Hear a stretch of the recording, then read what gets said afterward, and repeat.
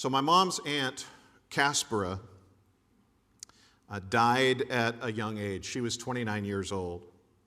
November 9, 1946, she passed away.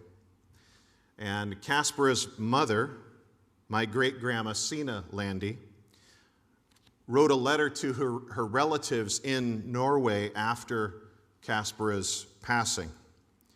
And last year, I had one of my distant relatives who lives in Norway, a distant cousin, kindly translate some of these letters, including this one. So as she lay dying in the hospital, Sina writes, Caspera asked her, "Will you ask my sisters and my brother Håkon if they want to come to the hospital today? I want them to sing to me, and then I want to talk to them." She wanted them to sing, "Jesus, Savior, Pilot Me." And they did.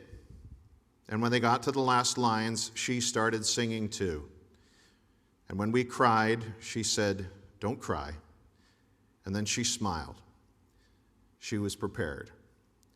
Then she said to Håkon, "You have been so good to me.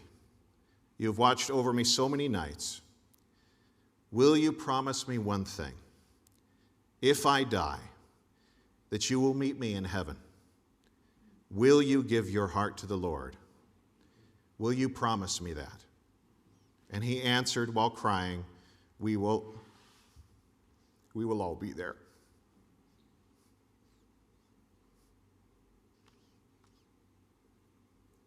And then she went down to all the others, taking them by the hands. It was a moment that will never be forgotten. Listen to what her mom says. She was a living Christian. You never heard her complain. She was in great pain, but gained the strength to bear it. She said, "I could not endure this disease if Jesus did not give me strength." Joy and humility in the crucible of adversity, on the cusp of eternity. That's where the rubber meets the road.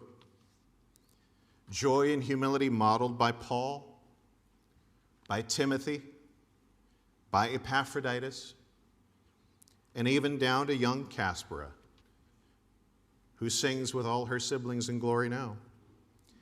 They don't have to sing "Jesus, Savior, Pilot Me" as a hope, do they? No, it's an ever-present reality for them as they sing before the Lamb who was slain for sinners.